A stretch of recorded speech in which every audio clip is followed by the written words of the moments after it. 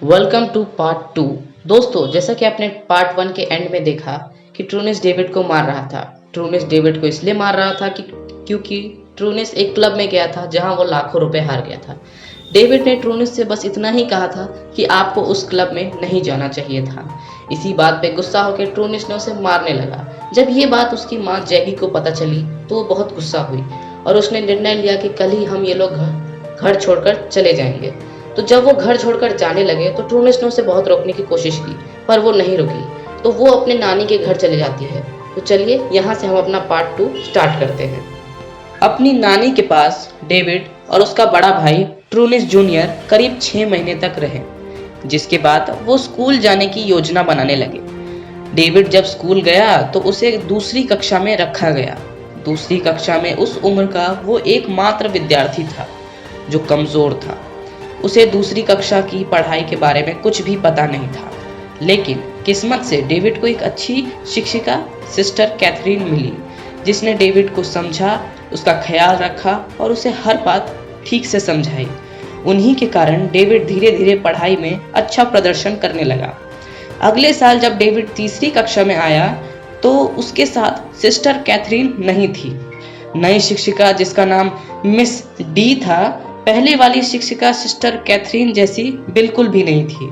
उसे नहीं पता था कि डेविड का अतीत कैसा है, इसलिए वो डेविड को खूब डांटती थी। धीरे धीरे डेविड ने परीक्षाओं में चीटिंग करना शुरू कर दिया, जिसके कारण वो मिस डी की डांट से बच जाता था। लेकिन ऐसा ज़्यादा दिन तक नहीं चला।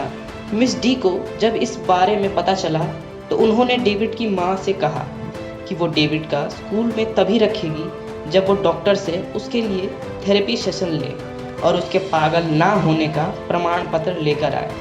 डेविड और उसकी माँ को ये बात सुनकर बड़ा धक्का लगा। जब जैकी डेविड को डॉक्टर के पास लेकर गई तो वहाँ कई सारे पागल बच्चे थे। डेविड को इस बात का पूरा एहसास था कि वो पागल बिल्कुल नहीं है, बल्कि वो डिप्रेशन का शिकार है। डेविड को इससे पहले भी एक बीमारी हो चुकी थी, जिसमें उसके कानों से लगातार खून निकल रहा था। उस समय ट्रूनेस ने उसका इलाज नहीं कराने दिया था, लेकिन अब जैकी ने सोच लिया था कि वो डेविड का इलाज करवाएगी, मगर उसके पास इलाज के लिए पैसे ही नहीं थे। धीरे धीरे डेविड को ये लगने लगा कि वो असफल होने के लिए ही बना है। डेविड पूरी तरह से टूट चुका था। उसे इन सब से बाहर निकलने का कोई रास्ता नजर नहीं आ रहा था। कंक्लूजन नंबर 1, डेविड की जिंदगी में मुश्किल काफ़ी जल्दी आ गई, लेकिन सबका बुरा समय इसी तरह का हो ये बिल्कुल भी ज़रूरी नहीं है। इसलिए याद कीजिए, आपका बुरा समय कब आया था? क्या आपके साथ भी इस तरह की मारपीट की गई थी? यदि हाँ, तो आप वहीं से ये सोचने लगे होंगे कि आप एक सीमित क्षमता वाले व्यक्ति हैं। इसी सोच के चलते हम अपने आप को आगे धकेलना बंद कर देते हैं।